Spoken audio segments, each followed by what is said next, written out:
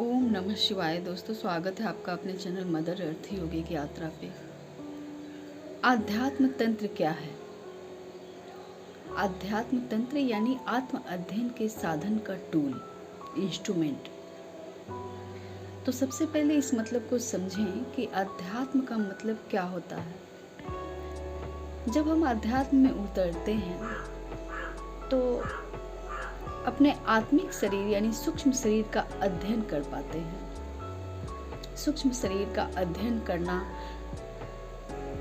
और अपने आत्मा के साथ अध्ययन करना, मतलब हम कहाँ से आए हैं, क्यों आए हैं, क्या पर्पस है मेरे जीवन का, इन सबों का जवाब स्वयं से पाना।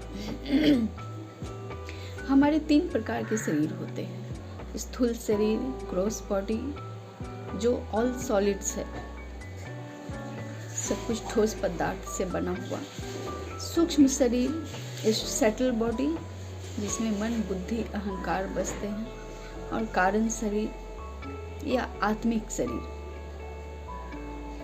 माने किस वजह से जन्म हुआ। जब ऐसे प्रश्न मन में आते हैं तो समझना चाहिए कि हमारी खोज शुरू हो गई है और हम अध्यात्म यानी आत्म अध्ययन द्वारा अनंत की खोज को निकल गए हैं।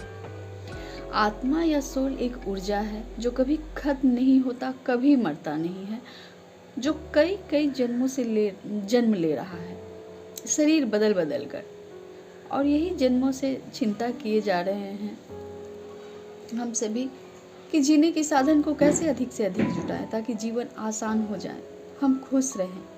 पर अध्यात्म की दुनिया इन रिपीटेड साइकिल से पार ले जाती है हमें और हमारे वास्तविक स्वरूप को दिखलाती है कि हम किस उद्देश्य से इस धरती पर आए हैं, किस कारण हमारा जन्म इस शरीर में, ऐसे परिवेश में, ऐसे लोगों के बीच या ऐसे परिवार में हुआ है।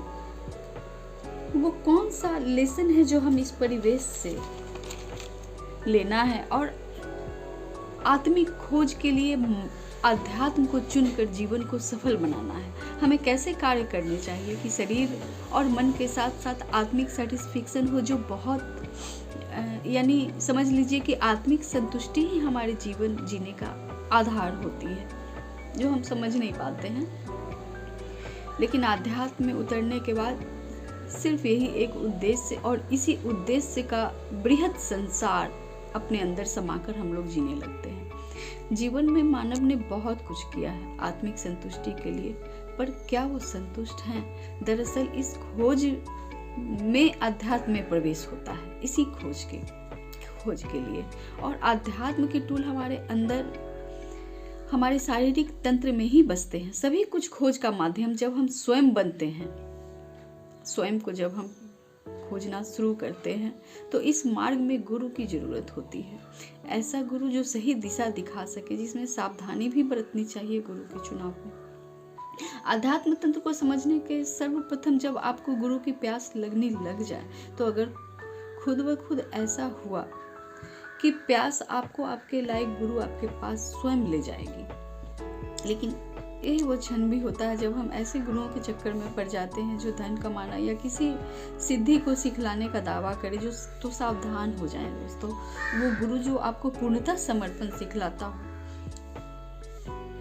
मेरे पास आओ ऐसा ना बोलकर भगवान से जुड़ो और भगवान के सिर्फ और सिर्फ परमात्मा से जोड़ने का कार्य करें, क्योंकि हमारी आत्मा परमात्मा से कनेक्टेड है। और इस धरती पर कैसे श्वास ले पाए, कैसे खुश रह सके, इस धरती पर आने के क्या अभिप्राय हैं, ये सभी बातें परमात्मा ही सही गाइड कर सकते हैं। और जब आप स्वयं से जुड़ते, अध्यात्म में उतरते हैं, तो ये सारा चीज आप स्वयं फील करने लगते हैं और वहां तक ले जाने में गुरु की भूमिका होती है।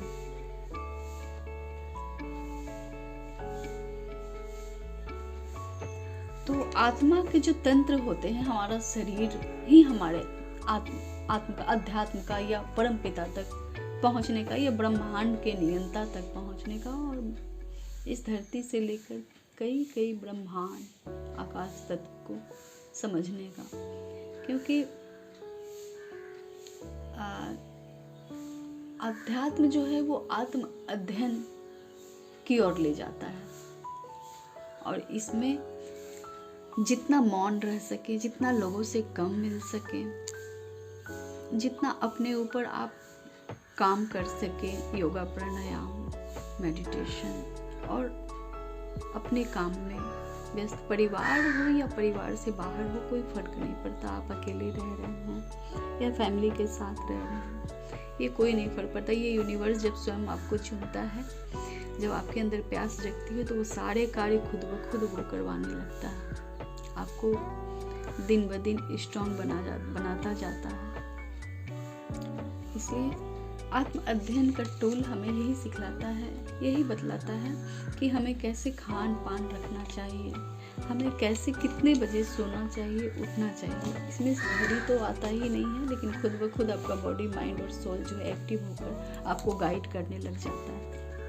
तो इसमें गुरु की ज़रूरत पड़ती है। गुरु तो आज कल जाने की भी ज़रूरत नहीं होती। बहुत सारे गुरु जो आप लोग यूट्यूब से, जो आपको आपके लायक, आपके जर्नी के पड़ाव के लायक मिल जाते हैं, मिल सकते हैं। और ये भी मदद आपको यूनिवर्स ही करता है। जब भी आप यूट्यूब खोलें या कहीं घूमने जाएं, लोग उन्हीं से मिलवाता है जिनसे आप कुछ ले सकें, कोई ज्ञान हासिल कर सकें।